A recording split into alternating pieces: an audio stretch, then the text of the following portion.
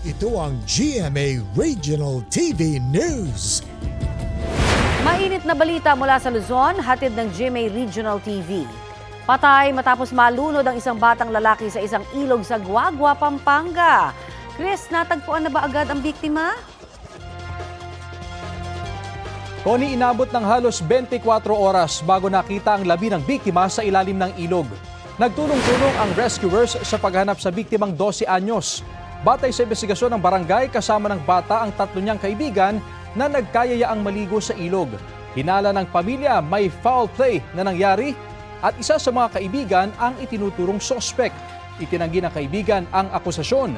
Nagsampa na ng reklamo ang pamilya ng biktima at ito-turn over na ang nasabing kaibigan sa Department of Social Welfare and Development.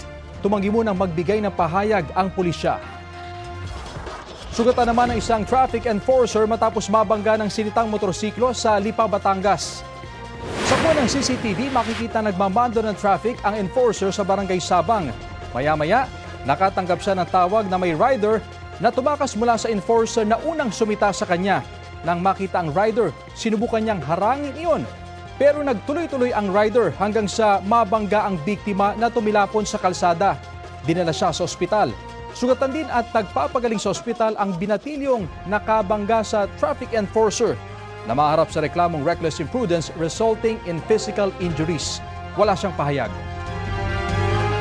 Mainit na balita sa Visayas at Mindanao, hatid ng GMA Regional TV. Sa Banga-Aklan, patay ang dalawang mekaniko na nadisgrasya sa gitna ng trabaho.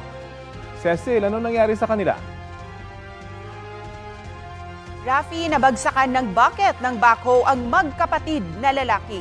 Batay sa investigasyon, nangyari ang aksidente habang nag-aayos sila ng isang dump truck sa barangay Pagsanghan. Nagpatulong daw sila sa isang backhoe para sa kinukumpuning truck. Pero pumutok ang hydraulic hose ng backhoe.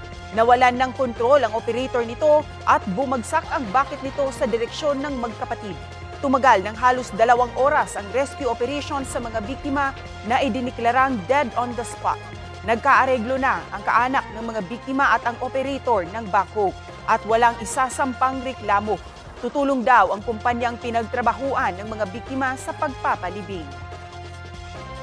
May magkapatid na babaeng inanod ng rumaragasang ilog sa Gihulngan, Negros Oriental. Nakatayo at magkayakap ang magkapatid na yan nang makunan ng video ng isang residente sa Barangay Balogo. Maya-maya nawala sa balanse ang dalawa at tuluyang tinangay ng tubig. Ayon sa kapitan ng barangay, pauwi na galing sa eskwelahan ng dalawa nang mangyari ang insidente. Nasa maayos ng kalagayan ang magkapatid matapos makakapit sa ugat ng isang puno at masagip ng mga residente. Isinisisi ng kapitan ng barangay ang nangyari sa hindi natapos na spillway. Sinusubukan pang kunan ng pahayag ang DPWH 1st Engineering District ukol sa nasabing proyekto. Naglaan na rin daw ng pondo ang Gihulngan LGU para maglagay ng hanging bridge roon na madaraanan ng mga estudyante.